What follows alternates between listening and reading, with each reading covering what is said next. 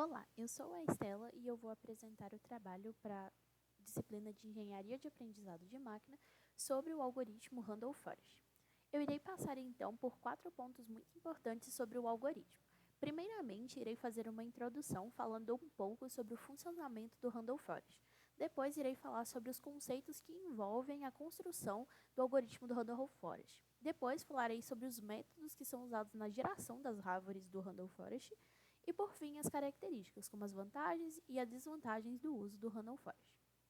Começando então pela introdução, nós temos que o algoritmo do Random Forest, ou em português floresta aleatória, é um algoritmo de aprendizado de máquina utilizado para realizar predições em que, resumidamente, o algoritmo cria de forma aleatória várias árvores de decisão. E assim ele vai combinar o resultado de todas elas para chegar ao resultado final. É importante ressaltar que as árvores de decisão levam em consideração o seguinte conceito, que é como dividir as observações de formas que os grupos resultantes sejam tão diferentes entre si quanto possível.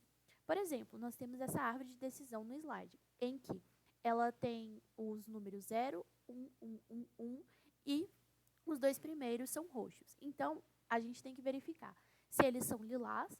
Se ele for lilás, beleza. Então, mas aí a gente ainda tem que verificar se ele é 0 ou 1, visto que ele tem essa diferenciação. Enquanto os nós vermelhos têm apenas o valor 1. Então, a gente não precisa fazer essa diferenciação.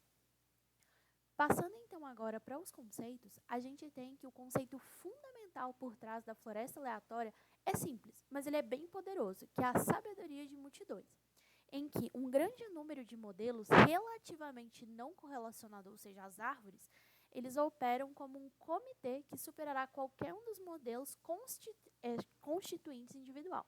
Isso porque são geradas diversas árvores em que elas têm uma baixa correlação entre elas. Aqui a gente tem um exemplo que nós temos árvores de diversas cores, em que elas predizeram 1 ou 0, e então elas acabam sendo assim uma razão para que o efeito do Randall Forest seja um efeito maravilhoso, que é as árvores protegerem umas às outras de seus erros individuais. Então, se uma entra dentro de um detalhe, a outra não entra, fazendo assim com que ele seja um sistema muito bom. Passando então sobre os métodos de aplicação, a gente tem que, para gerar as árvores e garantir um comportamento não correlacionado que eu citei anteriormente, são utilizados de 2 métodos. O primeiro é o Bootstrap Aggregation, que é onde as árvores de decisão, a gente tem que elas são muito sensíveis aos dados. Então, pequenas alterações no conjunto de treinamento acabam resultando em árvores diferentes. Dessa forma, nesse método, ele divide em várias features os dados usados no treinamento, gerando assim árvores com essas tais features. Por exemplo, ali eu tenho 4 features que foram divididas em 2 árvores. Então, a gente colocou features diferentes nessas árvores para a gente poder ter essa sensibilidade nos dados.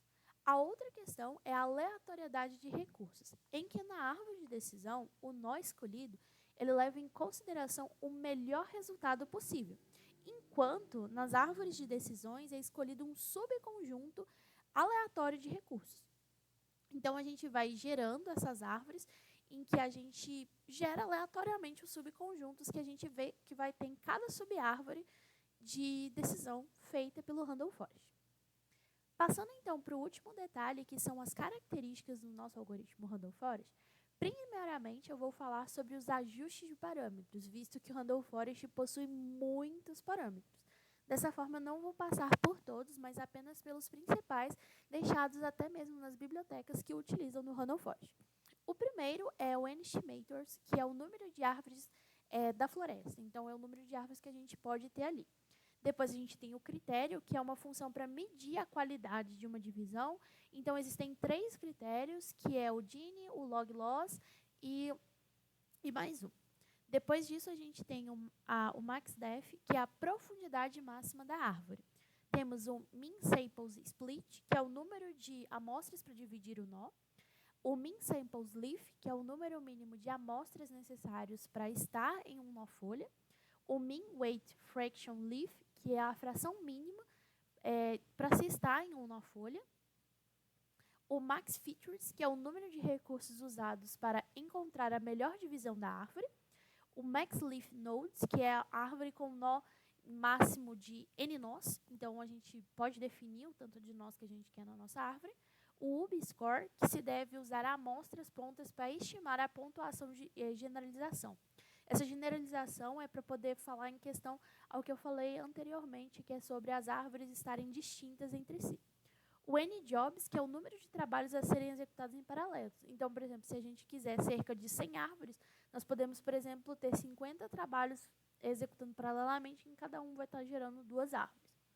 E o class weight, que é a definição se a árvore está balanceada ou não, porque árvores balanceadas talvez possam obter resultados melhores, mas talvez tenham um tempo de execução um pouco maior. Sobre as vantagens, então, da utilização do Random Forest, a principal vantagem está relacionada ao fato de que o algoritmo pode nos retornar de uma maneira muito compreensiva a importância atribuída a cada variável, independente na hora de realizar as predições. E como desvantagem, a gente tem que, como principal desvantagem, temos que, por ser um algoritmo de aprendizado supervisionado, é necessário que seja fornecida uma variável resposta, ou seja, nossa variável target, em que uma única variável pode ser prevista. Além de que, caso os dados tenham muita proximidade em sua predição, o algoritmo pode acabar não se saindo assim tão bem. Essa foi a minha apresentação e eu agradeço a atenção de vocês.